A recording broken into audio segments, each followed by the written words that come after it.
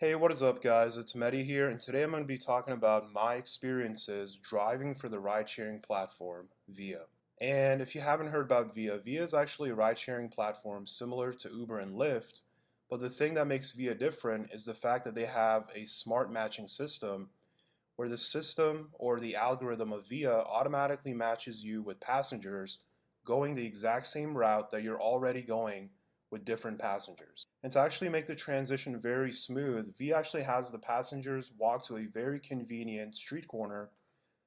So whenever you get a new ride request, not only does Via automatically accept it for you, and actually the passengers are walking to a very convenient location for you to come pick up.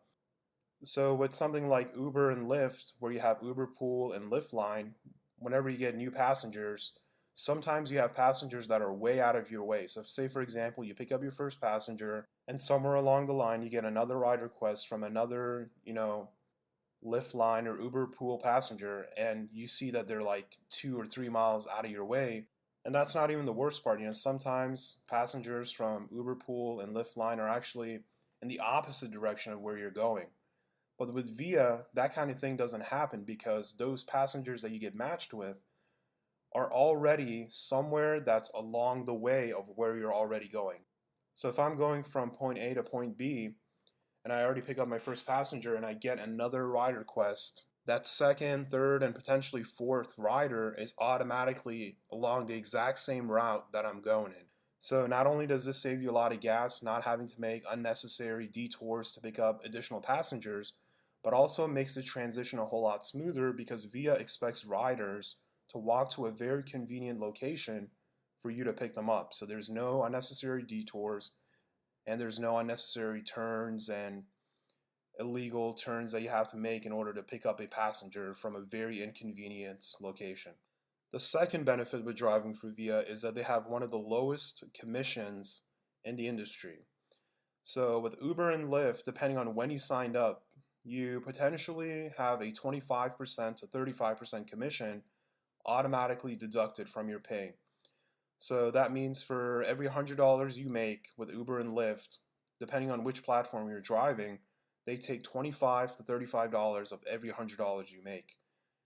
But with Via, they actually only have 15% commission, so they only take $15 of your commissions. The third benefit is that for every single additional passenger you pick up with Via, they automatically add $1 to $2 for each additional pickup.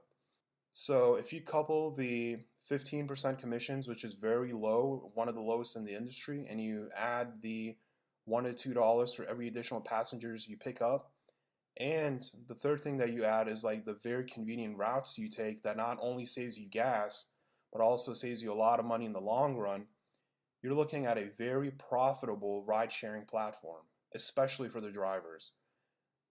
If I were to match Uber Pool and Lyft Line to regular Via ride-sharing platform, they're universes apart because with Uber Pool and Lyft Line, you could drive somebody in a major metropolitan city like DC 2 miles, and not only would it take you an extraordinary long amount of time, like 30 minutes, but it's really frustrating when you drive them for so long in DC. Like, say you drive for 2 miles and it takes you 30 minutes, only to find out that you only made $4.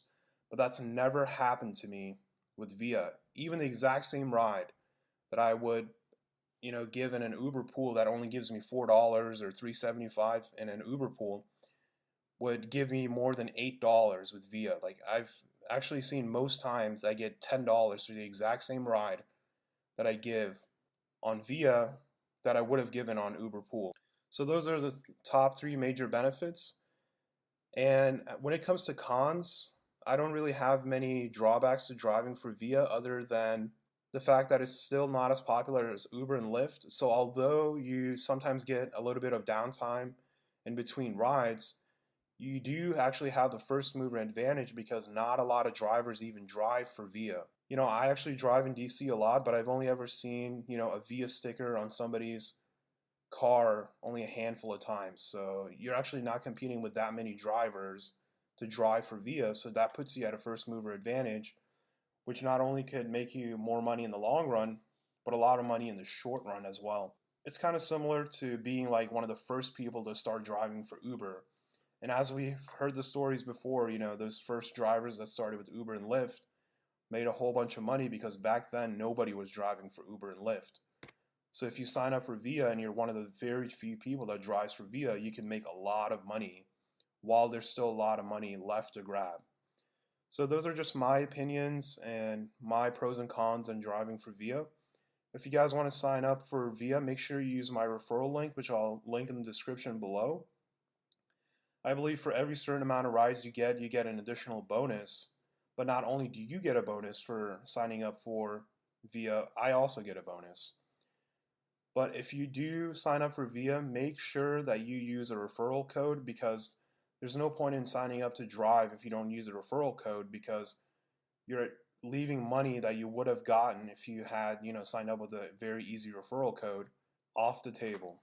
So those are just my opinions. Let me know what you guys think in the comments section below, and until next time, I'm out.